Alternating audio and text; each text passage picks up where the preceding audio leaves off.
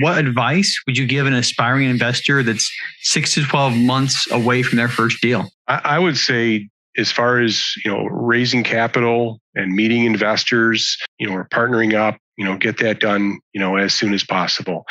Don't wait. The last thing you want to do when you're getting ready to close on a property is to be worrying about whether or not you've got the money in place. And the earlier the better. Establish those relationships and partner up.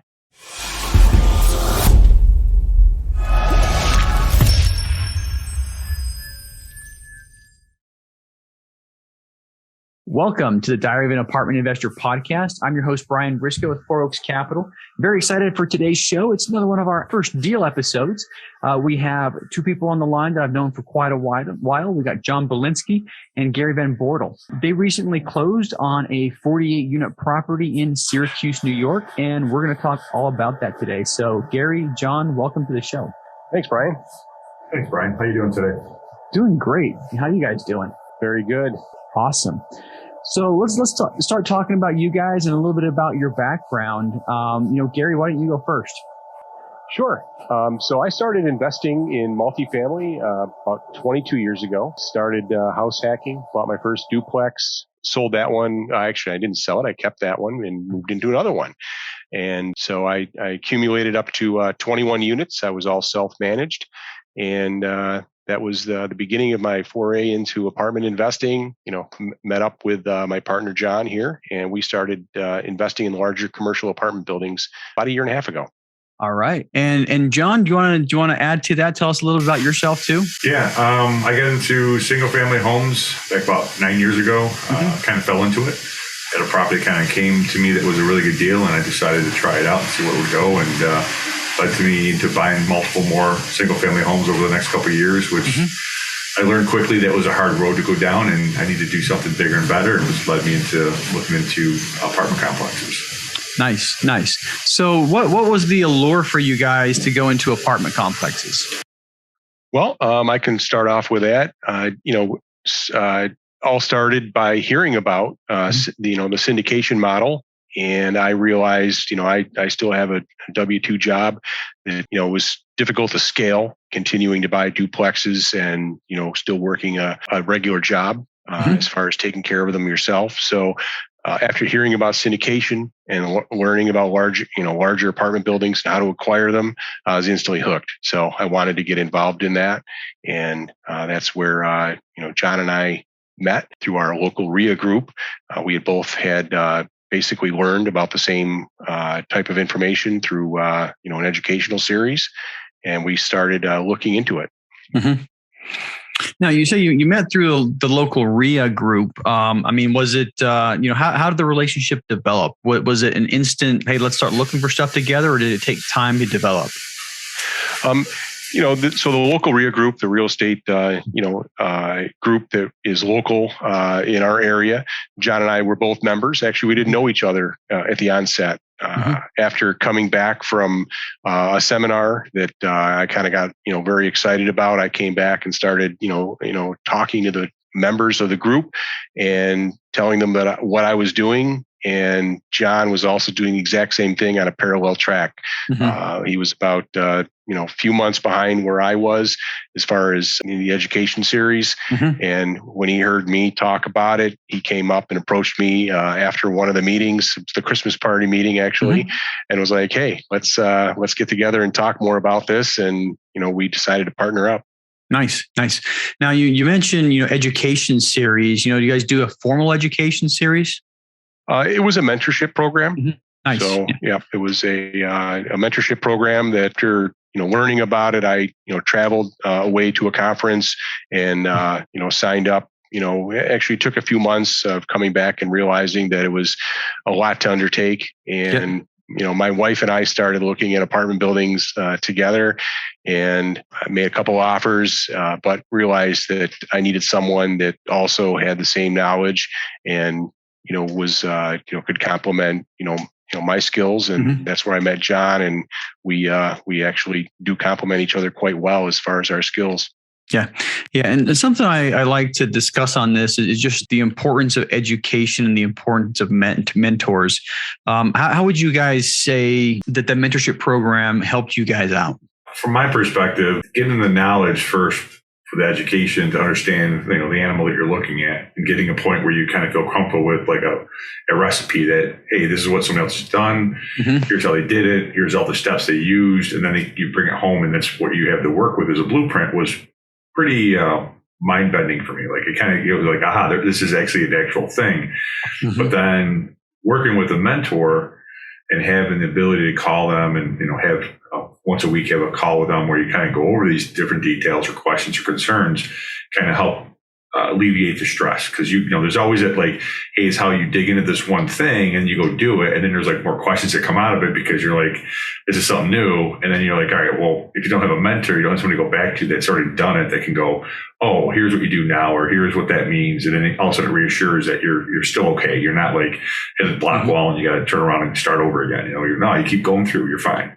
So I think the mentoring was really good with kind of helping you work through the parts and pieces that you knew and then help fill in the gaps of information that maybe you're lacking. So major part of, being successful at this. Yeah. Yeah. And I agree. And, incidentally for the listeners, I met John and Gary through the mentorship program that I was a student of. We were all students at the same time. That's where we met and how we've known each other for, 2 to 3. Has it been 3 years already? Yeah. 3 years. Yeah. It has, hasn't it? So, whew. Yeah, it's been a long time. So, that said, one question I'd like to ask everybody. There's a lot of questions I'd like to ask everybody, but one in specific, talks about your why or the reason why you're working towards this multifamily investment career. And I'm not looking at benefits of multifamily, but kind of like your big, deep-seated, burning why. Why? What's your motivation for investing in apartments? Yeah, I'll take that. For me, it's financial freedom. Learned early on that, passive income was phenomenal. It says it's passive income. I do a lot of, all the management and the leasing and everything myself. But when you're sleeping, you're still making money. And real estate has been absolutely wonderful as far as growing my personal wealth. And that's what I see as a good way to get this financial freedom, right? The ability to one day, walk away from my W-2 job and do this full time, is my goal. And mm-hmm. I can see that happening, very soon. Yeah. Nice. And John, how about you? Well, obviously it's similar in a lot of ways. The freedom is really what drives, I think, most of us. Mm-hmm. Being able to go from, your 8 to 4, 9 to 5 job and find a, path that gives you much more freedom, better choices, and hopefully, more money to work with in life in general, so you can take care of things. We're all, I think, getting up in age. I think retirement is the word everybody uses, but healthcare is always an issue that everybody concerns about. So being able to afford those things without having the stress of, counting every penny you have, having that kind of wealth that you kind of live your life the way you want to and kind of do what you want when you want, kind of a lifestyle that I want to have and I'm kind of working towards. Yeah. And I always go back to a Forrest Gump quote, with him sitting on that, the bus bench, waiting and talking about money being just one less thing, it's one less thing to worry about. And I appreciate what you said, healthcare, healthcare is getting more and more expensive. People want financial freedom. They want to retire. But, more and more that healthcare bill is going to be a larger and larger part and suck up more and more resources as people age. So good points. And, financial freedom is where it's at for most people, so that's it. I mean, we already talked a little bit about how you guys came together. You met at the local REIA. You're both in, a mentorship program. And once you guys realized that, started working together. Let's talk a little bit about this specific deal, So first of all, how did you find it? So this actually came through a broker. It was a large portfolio, and we purchased one of the properties. The portfolio was actually quite large, much larger than, at least for a first deal, we could have taken down. It was, I think 8 different properties, pretty good size. This was kind of one of the smaller ones. It's a 48 unit. And John and I put an offer in on it, knowing that the broker said they're hoping to sell this to one individual. And sure enough, that's what happened, is that the one individual did come along and purchased the entire portfolio. However, he really wasn't that interested in this unit. He wanted something 100 plus units. So the broker called us up and said, you guys expressed interest, put an offer in. This guy here is got an accepted offer on the whole package. Give him a call. He might be interested in working with you guys or selling it to you. So that's exactly what happened. So, you always got to realize that an offer, you might submit it, you might not get the deal, but it might come back around. And that's exactly what happened to us. Yeah. The guy that, the individual that purchased the portfolio, we did contact him. We met with him. We kind of worked out a pretty fair price for the property. And as soon as he closed, as soon as we were able to, we closed behind him and took the property. So that's kind of how we got it. Yeah, that's a good way to do it. When large portfolios go off, sometimes groups want, 3 out of 5 or, 4 out of 5. But, what do they do with the one they don't want if the seller's insistent? I think I've seen a couple of cases like this where people have been able to, work out a double close or work out, something so that, the seller gets exactly what they want and the buyer gets exactly what they want too. So glad you guys were able to work that in and get that taken care of. And I think you're absolutely right. I've heard a lot of people talk about getting deals on the rebound, so to speak. Offer goes in, isn't initially accepted, and then later on, hey, you guys put an offer on this, 6 months ago. Are you still interested? And a lot of people get deals like that. So tell us a little bit more specifically about the deal, what you guys liked about it, and what your business plan was going in. Well, one thing we liked about it is it was kind of in our backyard. We live in Rochester and it's in Syracuse, and it's probably about an hour and a half drive for us. So it was close, something we can go put our hands on. That was, I think, for both me and Gary, we wanted to have something that we could actually go see, touch, feel, really have our ability to kind of work on it if we needed to. And that was the first thing that was kind of attractive. The size was 48 units, which at the time to us was large enough. At first, you don't know how big enough property is, but for us, that was plenty big enough for us. So we liked that. It wasn't too massive, and it had a lot of good character. It was an older building, a lot of woodwork in the building that was still existing, hardwood floors throughout, and neglected. Had a lot of potential for upside, and we saw that right away. We saw that rents were low, and the units just needed to go back through and do some work and make them better. And that also was in an area that had very likability with younger professionals. And it had a nice draw with a lot of reasons. It's an Irish neighborhood, a lot of Irish pubs around, stuff like that, that made it very attractive. But this property just was run down and neglected for many years. So I think those things gave us, a lot of reasons to like it. It gave us the possibilities of, doing what we wanted to do, get it where we wanted, and doing a lot of the work as much as we could, overseeing it ourselves, so we could actually do it properly. All right. So follow on question on that. What was the negotiated purchase price, and out of that, how much capital did you guys need to raise? Yeah, we started out at I think it was 1.8 million, and we ended up raising an extra $1 million on top of that. As John mentioned, it was a value add property. It's got great bones. It's an older building, brick construction, very, very solid. It just, the units needed to be gone through, and this is what we've been doing. So we raised $1 million, which I think was, a pretty good milestone for us. We pushed hard to get that. We, established relationships. How we did that is we formed a Meetup group.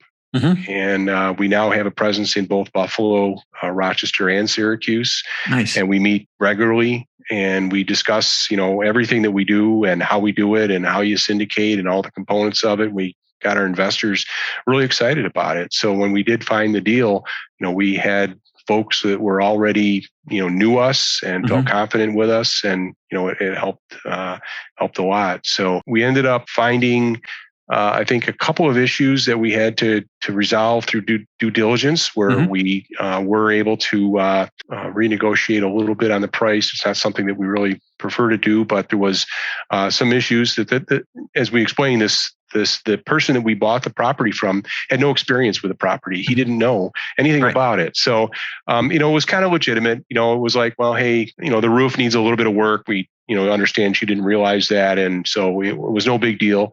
And I think the final price ended up, was at, $1.85 million, I believe, is where we ended up. So 1.85 million purchase price. You raised $1 million. What was the renovation budget out of that $1 million? So budget was pretty much about, what were we at? About 600,000 on that, John. I think we needed close to $4 for the down payment, and the rest of it was for renovation. So we had already pre-planned that. John's excellent in that aspect. We planned out what needed to be done. It was hallway, flooring, lighting, and then we raised money for renovation of several of the units. So there was some updating that needed to be done, and we had that budget in place. And very important, you don't want to close and then end up not having any working capital. So we did have that, and we're about farther along than what we had planned in this amount of time.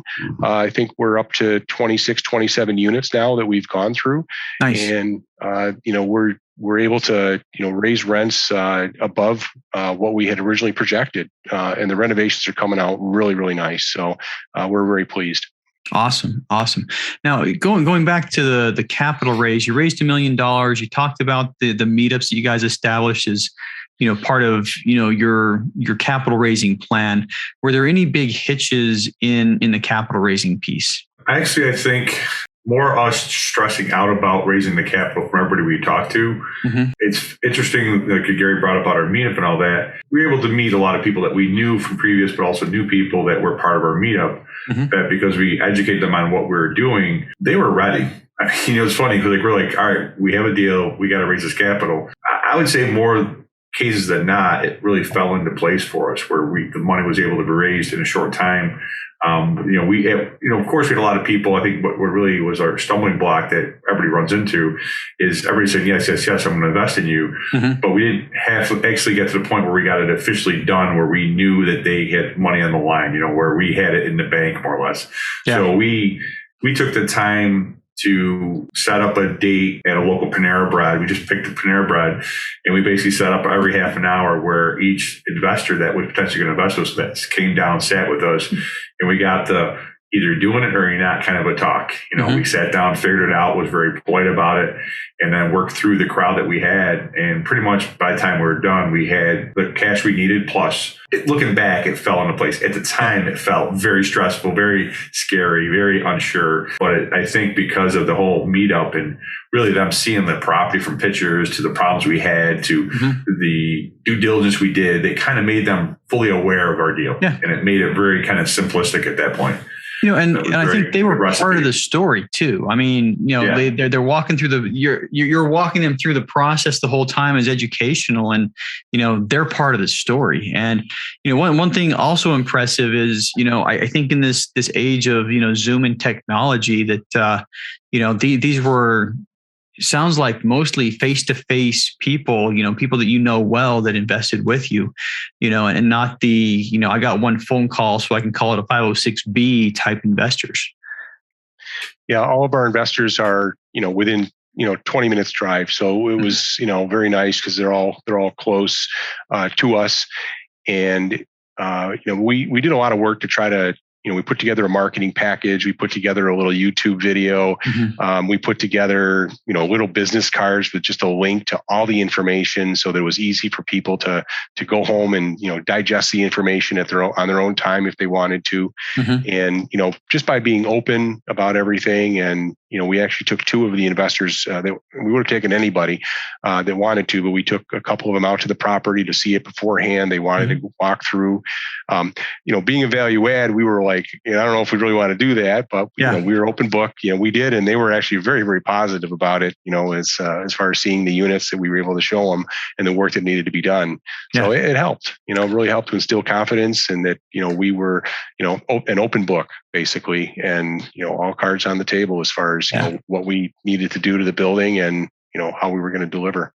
Yeah, your last point made me smile.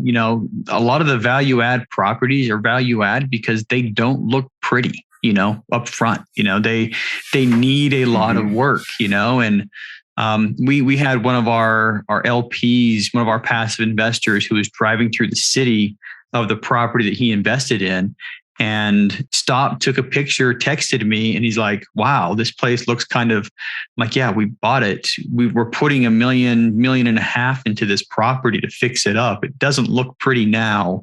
Just wait 2 years. It will, type stuff. But that comment made me smile. It's a value add, and a lot of the value adds are rough around the edges when you buy them. So, may not be the best for the marketing packages, so you find that one angle, right? You find the one angle where they look really, really sharp. But so I love how you guys did that. I love the way you guys raised the money, very curated relationships with people who've been showing up to your meetups, and now you got a presence in 3 cities. So, hopefully you can 3x the amount of money that you can raise easily on the next couple of deals. But so we talked about finding the deal, raising the capital. We talked a little bit about due diligence.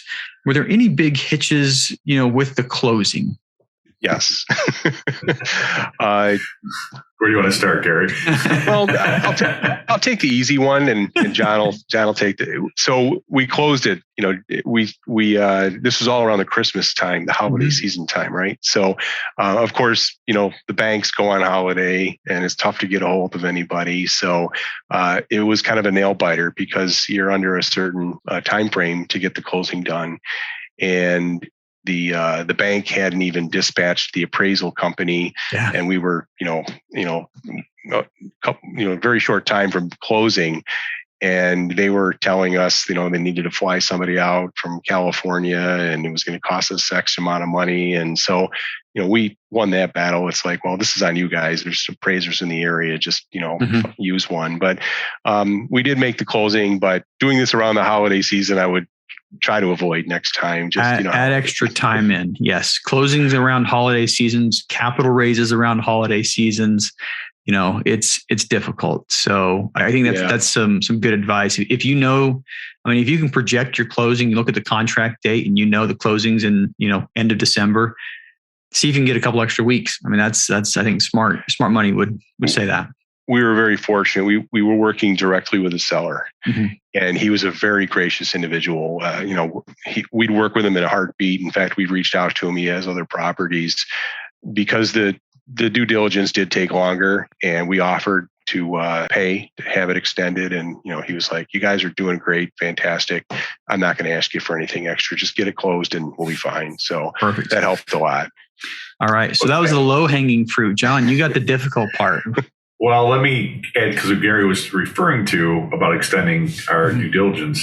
Up to that point, we sat down with this owner twice to renegotiate the price because of a couple issues that came up prior. So when we went to hey, we need to extend out our due diligence, obviously that means, hey, we found a problem. And, I'm sure he's thinking, oh, you guys are going to come back for more money, right? Yeah. And at that point, what we were finding and why we had to extend it was right at the end of our time, we were walking through the hallways, and I realized that there was carpet on all the hallways. And there was one area that had no carpet. It was under a stairwell. And I just happened to catch that they were these, I don't know if you're familiar or not, but the tile that's considered like an asbestos tile, you could tell by the size of them and the look of them. And I go, Gary, that might be asbestos. I go, this could be a big problem. So this was I would say 2 days, 3 days prior to us, our final days of doing our due diligence. And that was the call we had to have with them going, listen, we just found something we're not sure about. We got to have somebody check this out, because if it is, then we got to think about those costs. And, we're talking 2 buildings with 4 floors each. A lot of extra money, right? So him saying, like what Gary said, he's very gracious. And he says, guys, if you need a week or 2 or 3, do what you need to do. We want to make sure that you're comfortable with what you're doing. Unbelievable. This guy was just so gracious with us. And lo and behold, it was an asbestos issue. We had to come up with a plan of how to deal with it in that time period.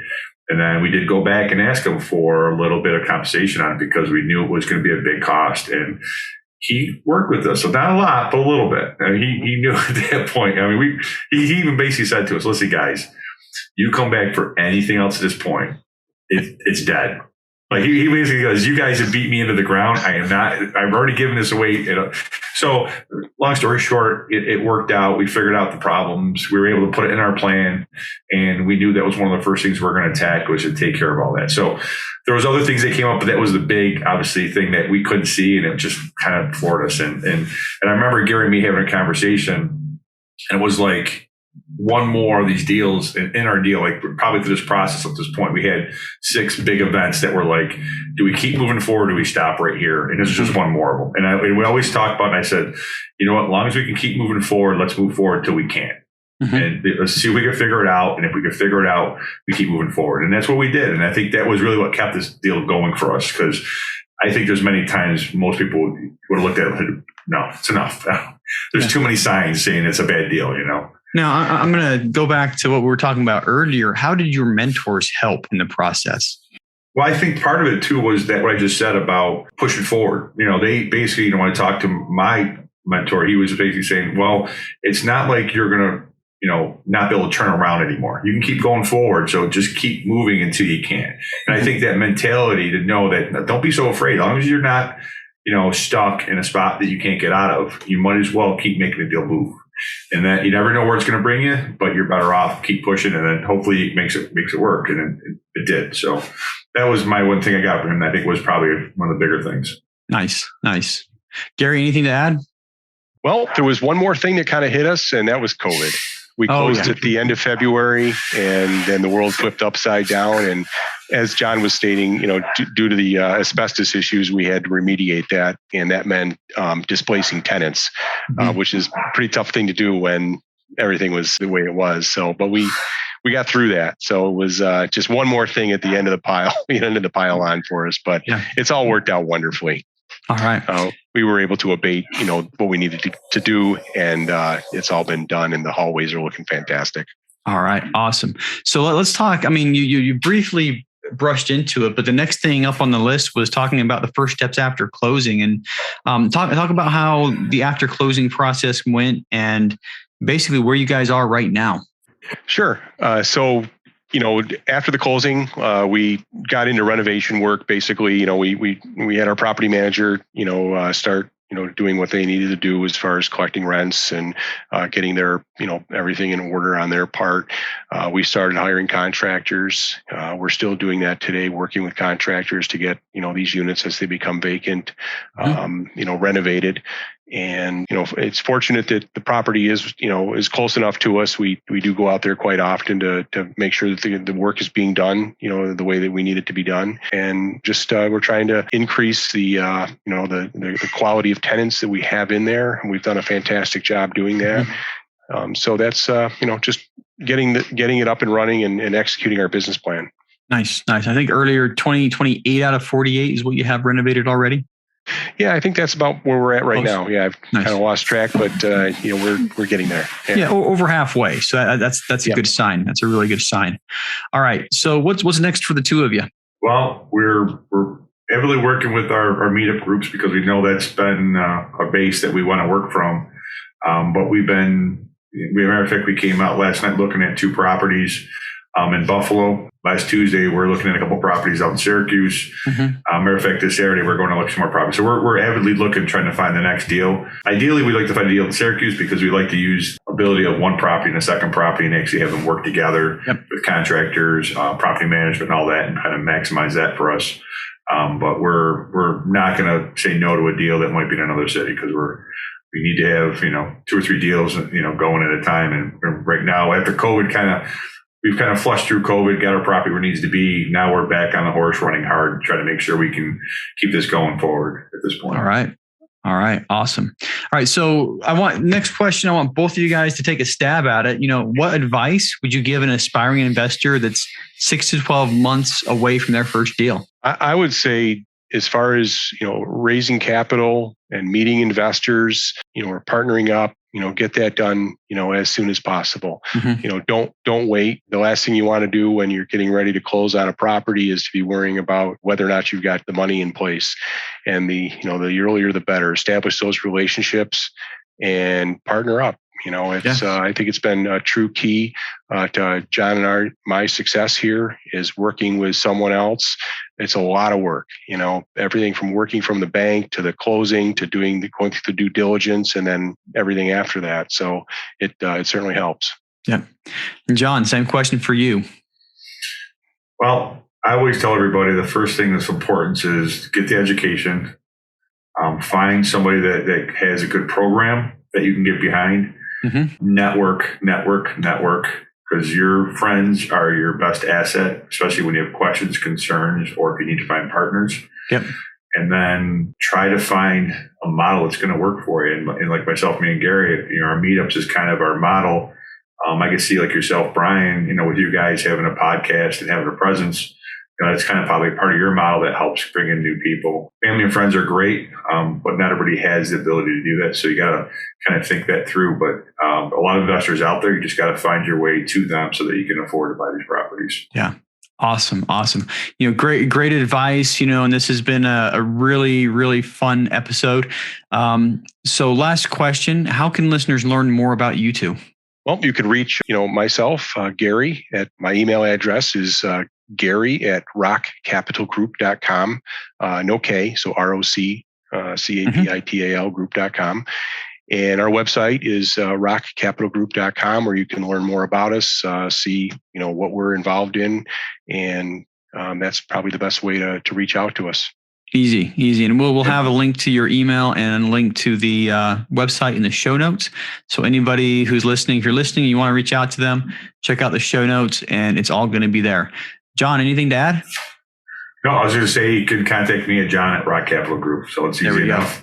Super simple. That's all you need to add. Yep. First name at roccapitalgroup.com. And very simple. Very, very simple first names too. John and Gary. It's not going to be hard for people to spell that one. But that said, thanks very much for coming on the show today. I really appreciate your guys' time. Thanks, Brian. It was fun. Brian, thank you again. Appreciate it.